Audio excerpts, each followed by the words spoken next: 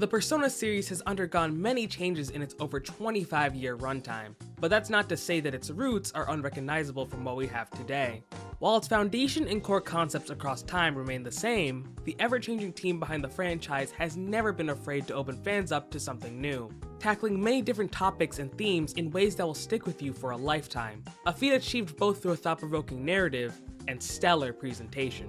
And nowhere better is that shown than in the openings.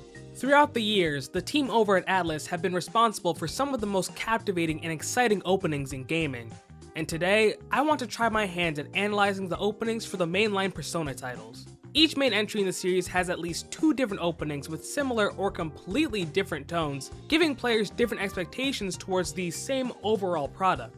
But which opening best fits its respective game? And what secrets, symbolism, and foreshadowing did Atlus hide in plain sight? Well, that's what we're here to find out.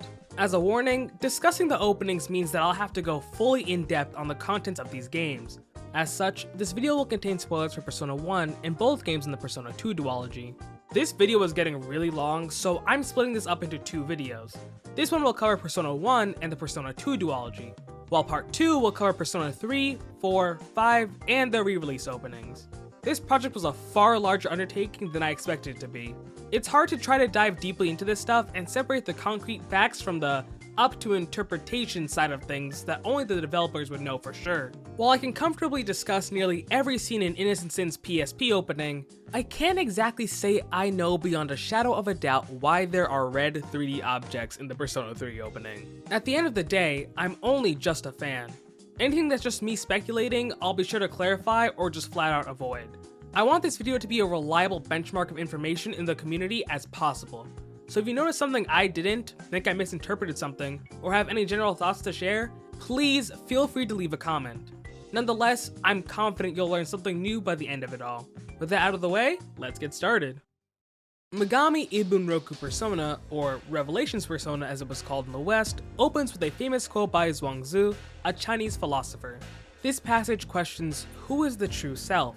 Is it the butterfly, or is it the man? The exploration of the self is a key component of not just Persona 1, but the franchise as a whole. This quote relates heavily to Maki, as the game explores her and the many different selves that she holds in great detail. And for some on-the-nose symbolism, Pandora, born from the darkness in Maki's heart, eventually blossoms into a grand, beautiful butterfly version of Maki. We're then greeted by the shot of a moon, the city of Mikagecho, or Lunar Vale in the localization, and a golden butterfly who we will soon come to know as Philemon. There's a scene of Maki looking towards her reflection in a pool of water, but rather than seeing a sickly Maki like the real one in the game, we see the ideal Maki. This is a result of the mirror symbolism that is a key part of Persona 1. Kazuma Kaneko discusses this in a developer interview. When we look in a mirror, we think we see our own face, but actually, the face we see in the mirror is one that no one else can see. Only the person themselves, seeing it in that moment, sees it that way. Your face, in other words, is something that is both you and not you. The one that the sickly Maki sees in the mirror is the ideal version of herself that she wishes she could become. Energetic, healthy, happy. The mirror symbolism is why the many versions of Maki all carry a compact mirror. Throughout the opening, we get to see many different places in Mikagecho. Seemingly real-life pictures are used to display the town as Philemon flutters by the screen. There's the iconic scene of Naoya at an arcade cabinet. This is based on the section of the game where we meet Naoya's other self near the depths of Elia's shrine. It's one of the few moments where we get a glimpse into Naoya's personality. Next up, there's the Deva system, and shortly after that, the entire town is engulfed in a white light, which is caused by Kandora using the Chaos Mirror to create the Deva Yuga. The opening ends with a transition from St. Hermelin High to the toy blocks in Maki's hospital room. Soon after, the toy blocks begin to tumble, symbolizing the chaos that will befall the town partially as a result of Maki's own mind. Revelations Persona has a far different tone to it than practically all of the openings that come after it. There's no lyrics and no action scenes, instead going for a melancholic mood setter. The somber tone in the music speaks volumes, giving the player an initial impression of mystery and wonder. Overall, a pretty successful opening. 13 years later, and Persona 1 would receive an enhanced re-release on the PSP, and with that came a new opening, Dream of Butterfly. In stark contrast to the original, this opening moves fast between scenes. You'd have to have a sharp eye to notice everything offered here, or be some total nerd going near frame by frame on YouTube. Anyways, Maki is the central focus of the opening. The opening makes it abundantly clear that she is the most important character to the narrative of Persona 1. Maki's shadow bursts out of control, creating a trail for us to follow throughout the opening. This is a pretty direct representation of how the inner darkness in Maki's heart is the main driver of Persona 1's story. You may also notice the phrase light and shadow at the beginning here. There are a couple of phrases shown throughout the opening. Light and shadow, deep mind, awake, forest of spirit, sea of consideration, underground, and imagination. I can imagine that light and shadow refers to Maki's light and darkness being Mai and Aki. Meanwhile, Forest of Spirit probably relates to the Lost Forest dungeon, and the Sea of Consideration being the Sea of Souls. But as for the rest, I'm drawing a blank. I mean, I guess underground could just be literal. When it shows up, it's literally underground beneath a tree. But if you guys have any ideas, let me know in the comments. As we continue on, the shadow creates an opening for us to see a raw cutscene of the ending. Yeah, this opening has a lot of the new cutscenes made for this game on full display, and that makes me a little sad. The coolest parts of the openings to me are the things that are made uniquely for the opening, rather than just using gameplay or cutscenes. But moving on, the shadow then forms a head, most likely Maki in her hospital room. If you're not convinced, then the next scene showing the head being connected to the Deva system, much like how Maki is in the game, should be enough evidence. Next, we pan on to Naoya curled up next to a tree before the focus shifts to a sinister looking eye. There are plenty of eyes throughout the opening, but I'm not sure exactly what they represent. Really, I'm lost. They could be shadows, but that's just my best guess and I'm really not confident. If you guys have any thoughts, let me know. To continue, we see another cutscene, this one being the creation of the Deva Yuga, one of the final dungeons of the game. Philon guides us through the town before Maki's shadow outpaces him. There's another cutscene from the beginning of the game before we get a shot of the Sea of Souls, otherwise known as the Collective Unconscious, where we get to confront the real Maki in the game. After some developer credits, we get another cutscene, this time from the Snow Queen quest. Then a giant shadowy hand tosses desks in disarray as the front gates of St. Hermelin are wide open. After another endgame cutscene, we then see the shadowy hands once again pull away some drawings. Since we know the shadow is Maki, I'd imagine these doodles could also be hers, as she does have a passion for art as seen in the game. We're then taken through the same path the protagonists go through to visit Philemon, before landing in Maki's hospital room. Like in the PS1 opening, the toy blocks in the shape of St. Hermelin High fall over, representing the pandemonium that will ensue in town as Maki's dream world becomes actualized. With the final shot pulling back to show us the town, with Maki's shadow absolutely towering over everything with her presence. Despite the song sounding very peppy, the lyrics are pretty dark. The singer cries about how their life feels hopeless. They have nothing to look forward to as the future is uncertain and the person they're crying out to is no longer with them. The loneliness they feel is soul crushing and they can't take their sorrow anymore. Their dream world is more kind to them than the real one, so if it makes them happier to dream, why be awake? As you could guess, this relates very heavily to the real Maki's own struggles. She hates being confined to her hospital room due to her illness, missing out on living a normal life with her friends. And once the Deva system linked with her mind, she could finally create her dream world. I'll be honest, I'm not a big fan of this opening as a whole. The reliance on in-game animated cutscenes is a big turnoff for me, and I vastly prefer the original opening on the PS1. That's not to say that this opening is unfitting. It works and complements the rest of the new soundtrack on the PSP version. I just think that, along with that new soundtrack, it changes my expectations of Persona 1's thematic tone. While the PS1 version led me to believe I was in for a more grim atmosphere, the PSP version gives me a feeling that, despite how dark things may be, the game will always be upbeat in nature, never letting things get into super depressing territory. Both are still good openings, but for my personal tastes, I think the original game has the more successful opener to Persona 1. Persona 2 Innocent Sin for the PS1. Sporting the longest opening in the franchise at nearly 3 full minutes, let's jump right into it. It begins with a poem, Their Doppelganger. The poem is mentioned by Maya during a flashback, as she refers to Tatsuya and Jun as doppelgangers. Visuals swap from the poem to the very same swing set where the flashback takes place. The poem reads of a man struck with grief over a woman who left the town long ago. Upon looking at her old house, he notices another man staring into the heavens, who is also burdened by sadness. The two meet their gaze, and the man is horrified to see that the two share the same face. You doppelganger. You pale companion. Why do you mimic my love sickness? The woman who left the town is Maya, as she was the one who moved away from Sumaru City many years ago. The man struck with grief over his loved one is Jun, who has his memories manipulated to believe that Maya was killed by Tatsuya at the shrine fire. Lastly, the doppelganger who Jun believes is mocking his pain is none other than Tatsuya. Throughout the opening, we're treated to shots of Maya, Jun, and Tatsuya struck with grief at the swing set, with Philemon making a short appearance as well. There are other scenes, such as Lisa at Seven Sisters High, along with Aikichi after taking down Hiroki Sugimoto, the boy who used the Master Circle's power in order to get revenge on Aikichi early in the game. Lisa and Aikichi both have their attention turned towards the sky. As Tatsuya visits the swing set, it seems Jun has left alone Aster to Tarik his flower. Flower language is an integral part of Jun's character, as well as the Joker. In flower language, it means, I won't forget you. As the flower falls to the ground, the opening kicks into gear. Tatsuya rides through the streets of Sumaru City, as we're shown shots of Seven Sisters High's clock tower, Alaya Shrine, and the Earth Crystal Skull used in the Taurus dungeon. Joker stands in front of the burning Alaya Shrine carrying an iris. It represents his commitment to the revenge he will enact upon Tatsuya for the crimes he believes the group committed long ago, the murder of Maya.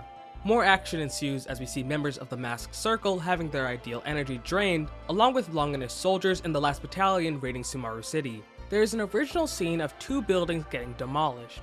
This mirrors one of the final cutscenes of the game where the destruction of the world begins causing buildings to implode. A fiery explosion then roars through another building. Now, this is another original scene that we don't see in the game, or so you'd think. But based on the existence of these bushes, we can figure out what scene this exactly is. Now, both Smile Hirosaka and Gold explode, and both have bushes, but the round shape of the on-display bushes most closely resemble the ones found in Gold. So, we can confidently say that this scene in the opening is an interior angle of the Gold explosion.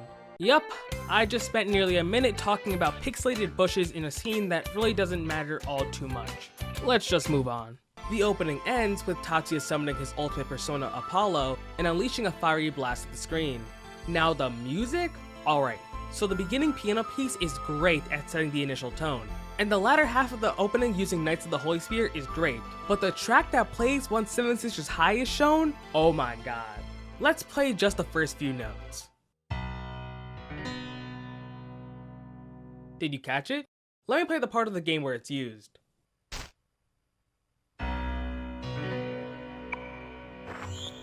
If you couldn't tell, by the way, major Persona 2 Innocent Sin spoilers, just putting that out there. This is the same song that plays when Maya dies. When I realized the opening used this track, I got like some insane PTSD. It's such a lovely piece, but as a returning player just noticing it, man, this really does twist the knife in. Or spear, I guess, in this case. But in a good way. It really hammers in that the ending of Innocent Sin is unavoidable. From the beginning, this is what would happen. Needless to say, I think the opening is great. However, it is very long. It has a bit of a slow burn approach, and as much as I love that, I can imagine some fans not wanting to sit through the entire 3-minute opening more than once or twice. Also, it is a bit strange that Yukino isn't present at all in the opening. While she's not nearly as important as the main 5, she's a party member for most of the game. I feel like she could have had at least one scene, maybe something with her and Anna, but nonetheless, I think the opening does a wonderful job of setting up such a fantastic game. Okay, this opening is by far the most information-dense opening in the entire series. You have so many scenes that last for fractions of a second. Let's just get started. The opening begins with a watch with the title of the game on it. The model of the watch is the same one as the gift Tatsuya gave Jun when they were kids. Next, we have Tatsuya with his face seemingly covered in Japanese mythology scrolls overlaid on some real-life pictures. You can even see some signs and buildings. Now, no matter what I did, I couldn't figure out exactly what the scrolls were showing, but what I could pinpoint was Gashado Kuro, a giant skeleton that wanders around past midnight and devours humans. And this demon isn't even in Persona 2, but in Devil Summoner. Specifically, it's designed from soul hackers. But as far as the facts go, that's all I can comfortably say for this part of the opening. Your guess is as good as mine. Next, some fireworks go off, adding to the festival theming that this opening has going for it. Afterwards, some flowers blossom, transitioning into mandalas. I covered what mandalas were in my last video, but as a quick reminder, a mandala is an arrangement of shapes and creations used across many cultures as a tool of spiritual guidance. They serve as a key part in the individuation process of Jungian psychology to provide a window into one's soul. Considering that so much of Persona's DNA is based on Jungian psychology, it's rather fitting that there are so many mandalas in the opening. Moving forward, okay, let me just get this out of the way now. There are so many moments in this opening where they just flash a single frame from the opening in random spots.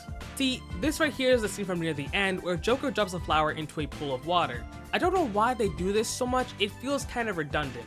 But just know, I'm skipping over these frames since their full scenes will be covered anyways. Next, we see a shot with an Emma offering at a shrine. This could add on to the festival theming, as well as be in reference to Elia's shrine. There are the demons Hariti, Narcissus, and Angel. Hariti sheds a tear, while Angel gains more scars. Yeah, I don't know what's happening here. Then there's a shot of more mandalas in a kaleidoscope formation, lances that the Longinus soldiers use as weapons, as well as the Spear of Destiny. After a quick frame of a Longinus soldier's headgear, we zoom in on Joker and are greeted with some text in both English and Japanese. There are a couple of times where the opening flashes words at you very quickly. It's practically impossible for someone to read these unless they go frame by frame. So here are those shots with some translations. As a disclaimer, I don't speak Japanese myself, so I had a few friends try to help out and translate as much as they could. Unfortunately, the quality of the opening can make some of the kanji hard to read, so some words couldn't be comfortably translated. If you can make out some of these words, please let me know in the comments. The words are fairly simple though. Some are names, arcana, locations, events, and more key subject matter throughout Persona 2. Now, while I won't waste your time reading the obvious ones, I will go over some of the more obscure ones. Now, we Olin is a phrase that you might not remember from the game. It's a concept of Aztec cosmology and is mentioned in the voices that Tatsuya Sudo hears. I'd explain more, but there's actually a Tumblr post by Artemis Maya that goes into far greater detail than I ever could. I'll put a link to it in the description. Next you have the Shadow Men, referring to the people that the Joker punishes for not being able to declare their dreams. There's also Yomotsu Hirosaka, as well as the Realm of the Dead. It's strange that Izanami's lore gets some attention. While Izanami is in the game, she's not a central figure in the story at all. Hey guys, so when I was editing this video, I noticed two more demons back at the beginning that I could recognize alongside Gashado Kuro, those being Enku and Ghoul. So why am I mentioning this now? Well, Yomotsu Hirosaka is the realm between the land of the living and the dead. Since these three demons are supposedly undead creatures who mess with living beings, then maybe Yomotsu Hirosaka is what's being shown on the scroll overlaid on Tatsuya. Goma Den is a location in the Devil Summoner franchise, and Persona 2 does have its fair share of Devil Summoner references. Moving on, there's a few frames of some girls gossiping, probably to represent the rumor system of Persona 2, before we see a shot of Maya and illusory Maya, a ghost born from rumors saying that Maya died at the shrine fire long ago. Next, Lisa and Aikichi are seen at a festival before turning away to look at the sky.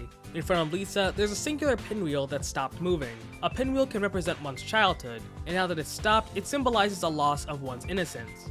This could relate to how Lisa is the first member of the party to remember their past as the Masked Circle. Aikichi also remembers after Lisa, which may be why the two are shown nearly back to back. Speaking of the Masked Circle, you can see the Featherman masks the party wore as they were kids. Well, all of them besides Tatsuya's. We then see a rather sinister looking Tatsuya on a candlelit pathway before a quick snippet of Philemon in butterfly form, and finally a scene of Joker crying blood. I'll come back to Tatsuya later, but for the Joker scene, you can see a building on fire, presumably the shrine. Now, on that shrine, the Featherman masks make another appearance. It's a bit hard to make out which is which, but I'm pretty confident that the ordering is the Red Hawk, the Blue Swan, the Yellow Owl, and obscured by the Joker's headwear, you can see the Pink Argus and the Black Condor. Next, we have Tatsuya motorcycling through Sumaru City. Now, I thought it'd be really funny if I could use landmarks to try to pinpoint where Tatsuya is, and through my expert analysis, I can conclude that he is probably in Conan. This doesn't have any deep meaning, I just thought it'd be fun. Continuing on, we see scenes of Lisa and Yukino on the streets of Sumaru.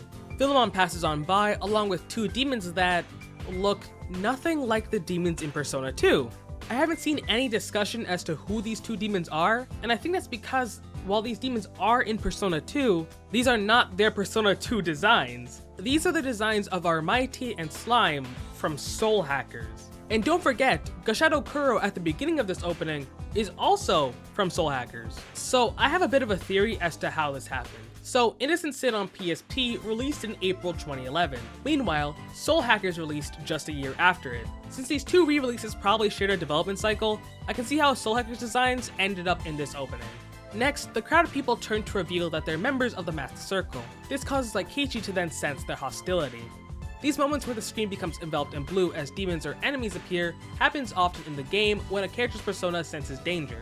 As we pan to the alleyway, a demon lunges towards the screen.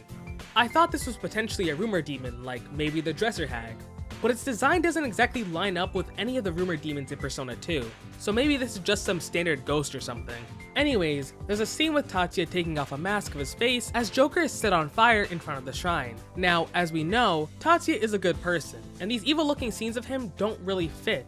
My theory is that this idea of Tatsuya being some vile person is Jun's perception of Tatsuya. Remember, Nyarlathotep messed with Jun's memories to make him think that Tatsuya maliciously set the shrine on fire and killed Maya. So this is the Tatsuya that Jun believes that Tatsuya truly is. There's even some flavor text that discusses this idea of how different people have different perceptions of the same person. It's a really nice touch. Reaching the midpoint of the opening, we see a picture of Maya's Mr. Bun Bun Rabbit doll start to burn, before Maya is chained to the burning shrine. As you already know, this calls back to the burning of Alaya's shrine incident caused by the arsonist Tatsuya Sudo that almost led to the deaths of Maya and Tatsuya.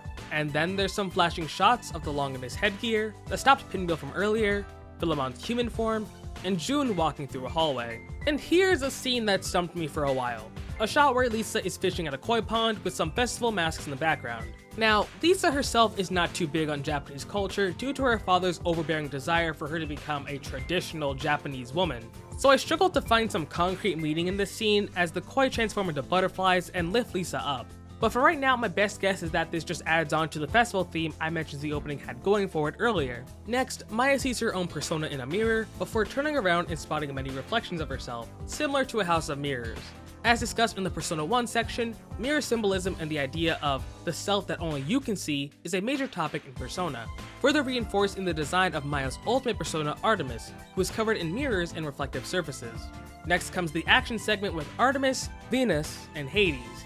Each of them has their own unique mandala in the background, with the scene culminating in one final attack from Tatsuya and Apollo.